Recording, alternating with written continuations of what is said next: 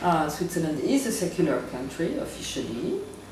The tension I've seen in the recent history were between Christians and others. When I came to Switzerland, there was still some religious teaching in the schools. Once a week there was a priest who was coming at the end of the school in the morning. When was that? It was in the 60s, and I had to escape the class before he'll come, otherwise I was trapped. And all the friends were making fun of me because I'm Jew, and then he was trying to say all these stupid stories about whether the Jews killed or didn't kill the Christ and all that. I was feeling deadly uncomfortable. I think it's in that epocha, 60s, end of the 60s, that they also removed the crosses from the schools. So the tension was between, let's say, Christians and secular. Are you talking of state schools? Yeah, I'm talking about public schools. Yeah, public schools. Okay. Then the tension went down, or at least that's my perception, for some time. There was not much tension about that. Of course, the official days, schools are closed, are connected to Christian dates.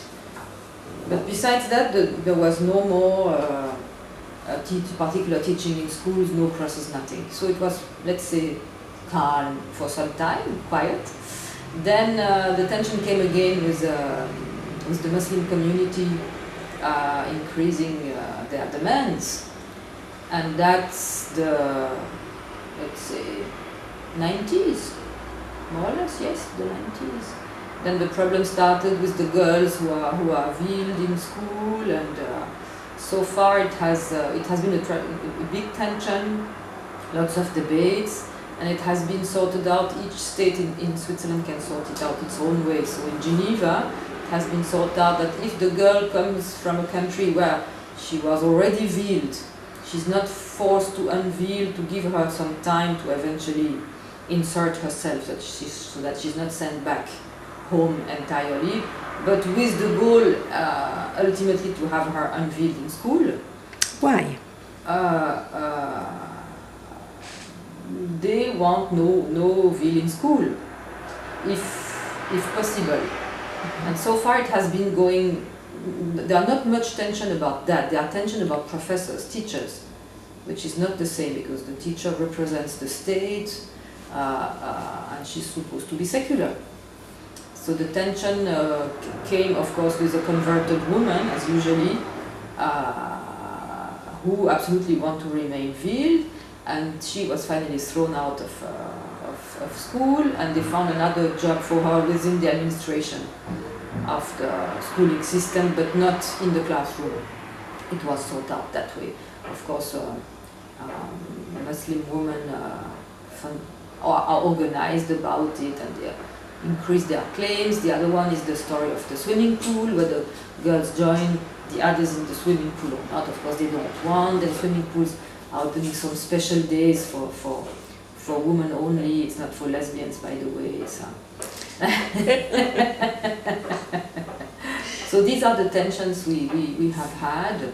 But Switzerland is a country that tried to sort out things smoothly, and we have a way of functioning which is supposed to be consensuous. So far it's working relatively well. There is also the story of the symmetries. Jews are the only one who have their own symmetry, and it's not allowed in the law. So what they did is that they did it at the border with France. The entrance is in Switzerland and the land is in France. So Geneva can't say nothing. But now it's too small, so there is a need for eventually enlarging it. Now the Muslim community wanted to have also one, which they refused. So finally the only thing they agreed on, which is the consensus solution, is to have communal symmetries, but that it will be allowed to have some tombs that will be oriented a particular way if it suits the wish of the person, but that there will be no special areas within the symmetry. No separation, I guess. No separation. Okay. And they agreed on that. All the political forces came and the communities, and they found a way to sort out the issue. Do you see this as a political threat in general, and in what sense? And do you see it as a threat to women's rights in particular? The threat politically is that it's reinforcing the extreme right, and the threat is for everybody, men and women, particularly foreigners, of course. We have the UDC, Union démocratique du Centre, which is our local Le Pen. His name is Blocher. He is in the government at the Swiss level, and he's in charge of the police. And his party is really tough. I mean, they keep on doing, they keep on being close to illegality in their publicity. So now, for example, they are doing an initiative. You know, we are voting about everything in Switzerland. Yeah? We have large democratic possibilities. So they are doing one so that religious Muslim places will not be allowed to have a minaret. How do you say? I don't know. A flesh, whatever you call it. And there is another one that they started now, which is it's a big poster, and you see some mutton. There are 3 white mutton, and they are throwing out of Switzerland a black mutton, and it's a whole story about the fact that all criminals are mostly foreigners, and they should be thrown out, and all that garbage. And they have lawyers, and they know very well where they can go and where they should stop, and there are always trials, and rarely they lose, sometimes they do. And this tension is increasing tremendously, and it's a reaction to the Muslim claims that are increasing, so it's reinforcing their own claims, like la préférence nationale, which is very known in France as well, that jobs should be given to Swiss people and not to foreigners and all that garbage.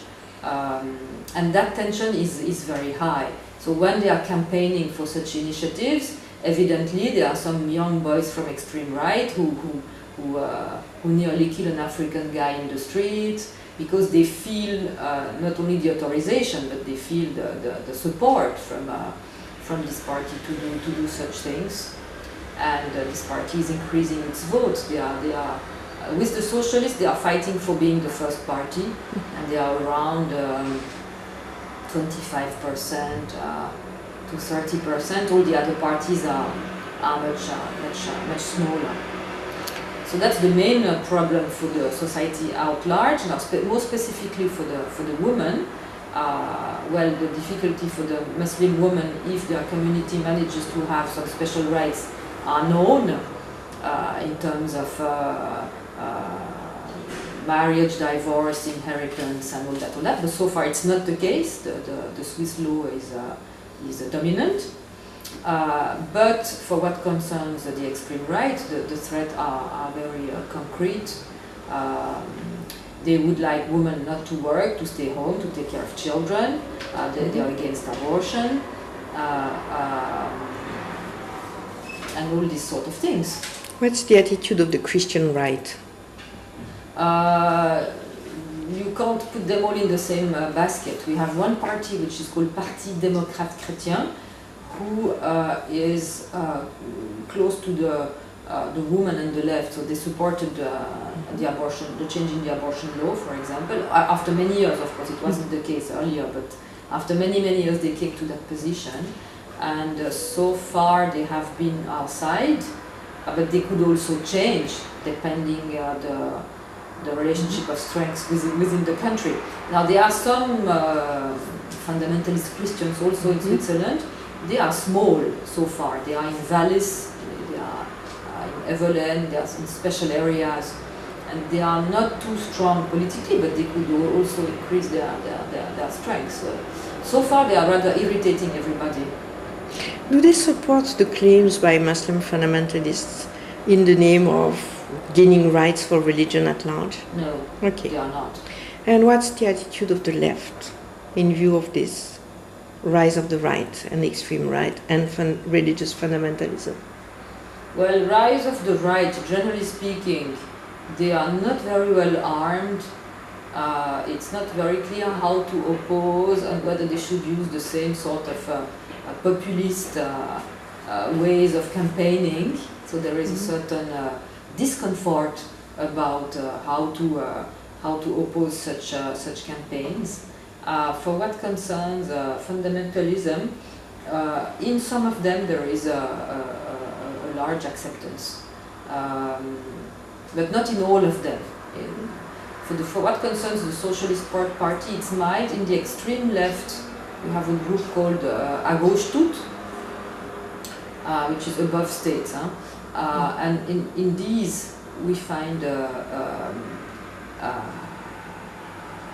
complicity with some aspect of the fundamentalist, due to their anti-imperialism, due to their so-called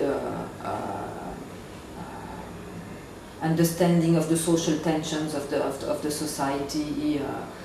They find some complicity on some aspects with these, and they tend to ignore the aspects which are more than the anti-democratic, and that will go definitely against women's rights and interests.